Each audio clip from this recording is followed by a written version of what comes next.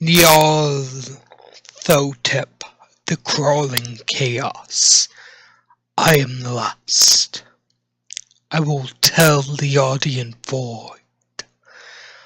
I do not recall distinctly when it began, but was months ago. The general tension was horrible. To a season of political and social upheaval was added a strange and brooding apprehension of hideous physical danger. A danger widespread and all-embracing. Such a danger as may be imagined only in the most terrible phantasms of the night. I recall that the people went about with pale and worried faces, and whispered warnings and prophecies which no one dared consciously repeat or acknowledge to himself that he had heard. A sense of monstrous guilt was upon the land, and out of the abysses between the stars swept chill currents that made men shiver in dark and lonely places. There was a demonic alteration in sequence of the seasons. The autumn heat lingered fearsomely, and everyone felt that the world, and perhaps the universe, had passed from the control of known gods or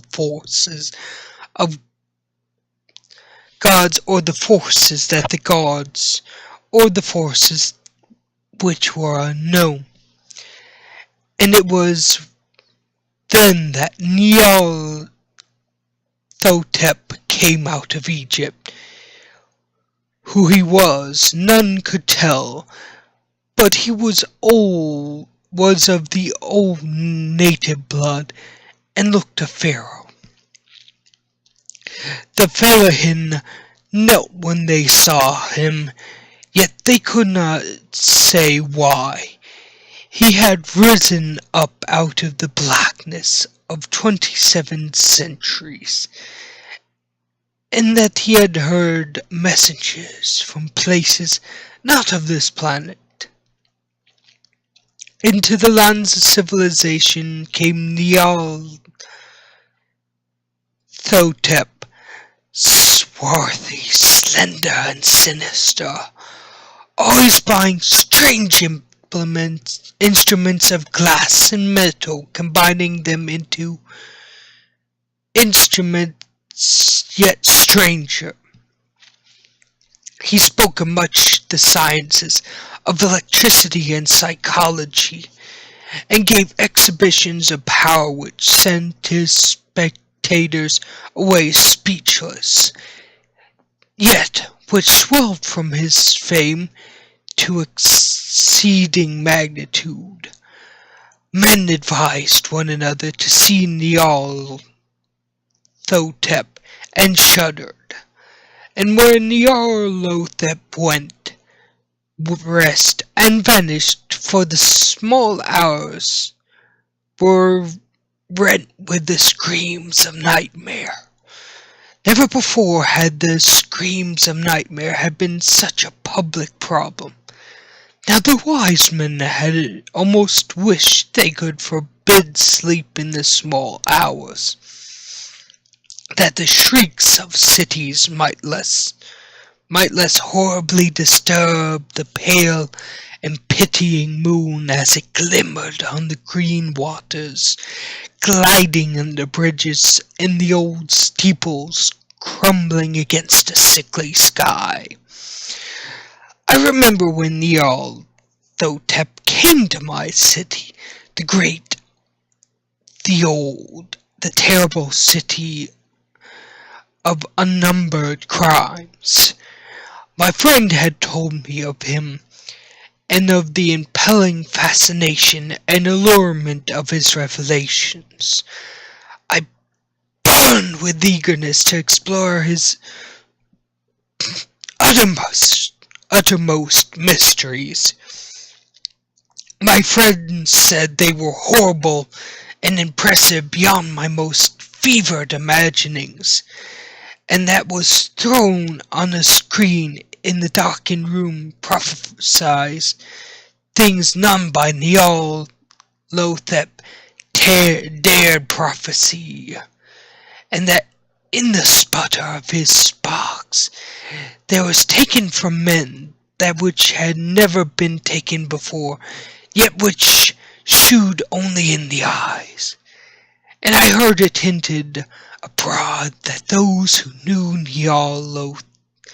Nyarlathotep looked on sights which others saw not. It was in the hot autumn that I went through the night with the restless crowds to see Nyarlathotep, though through stifling night and up the endless stairs into the choking room, and shadowed on a screen, I saw hooded forms amidst the ruins, and yellow evil faces peering from behind the fallen monuments, and I saw the world battling against blackness, against the waves of destruction from ultimate space, whirling, churning, struggling around the dimming, cooling sun.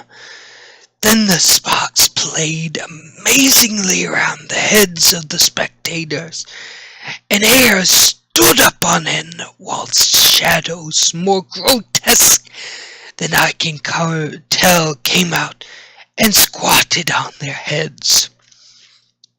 And when I, who was colder and more scientific than the rest, mumbled a trembling protest about imposture and static electricity, Nyarlathotep drave us all out, down the dizzy stairs into the damp, hot, deserted midnight streets. I screamed aloud that I was not afraid, and that I never could be afraid, and the others screamed with me for solace. We swear to one another that the city was exactly the same and still alive. And when the electric lights began to fade, we cursed the company over and over again and laughed at the queer faces we made. I believe we felt something coming down from the greenish moon, for when we had began to depend on its light, we drifted into curious involuntary formations, and seemed to know our destination, though we dared not think of them. Once we looked at the pavement and saw blocks loose and displayed by grass, with scarce a line of rusted metal to shew anywhere where the tramways had run. And again we saw a tram car, lone, windowless, dilapidated, and almost outside. When we gazed around the horizon, we could not find the third tower by the river, and noticed that the silhouette of which seemed drawn in a different direction. One disappeared in a narrow alley to the left, leaving only the echoes of a shocking moan. Another fled down a weed-choked subway entrance, howling with laughter that was mad. My own column was sucked towards the open country, and presently felt a chill which was not of the hot autumn. For as we stalked out on the dark moor, we beheld around us the hellish morn glitter of evil snows, trackless, inexplicable snows, swept asunder in one direction only, where lay a gulf, all the blacker for its glittering walls. The columns seemed very thin indeed, as if plodded dreamily into the gulf.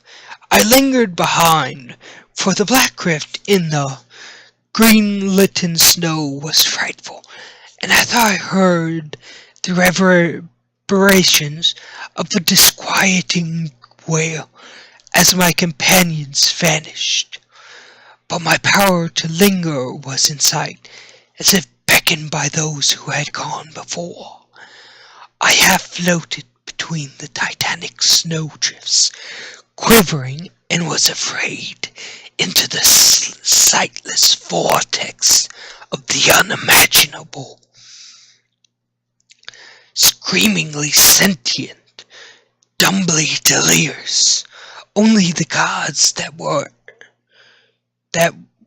can tell.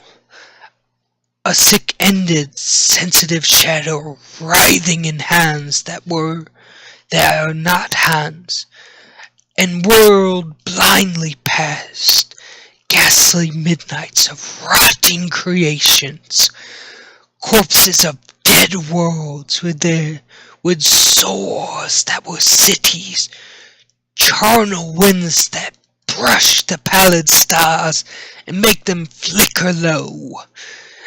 Beyond the worlds, vague ghosts of monstrous things, half-seen columns of unsanctified temples that rest on nameless rocks beneath the space and reach up to dizzy vacua above the spheres of light and darkness. And through this revolting graveyard of the universe muffled maddening beating drums and thin monotonous white wine of blasphemous flutes from inconceivable unlighted chambers beyond time. The detestable pounding and piping whereunto dance slowly, awkwardly, and absurdly the gigantic tenebrous ultimate gods, the blind, voiceless, mindless gargoyles, whose soul is Nyarlathotep.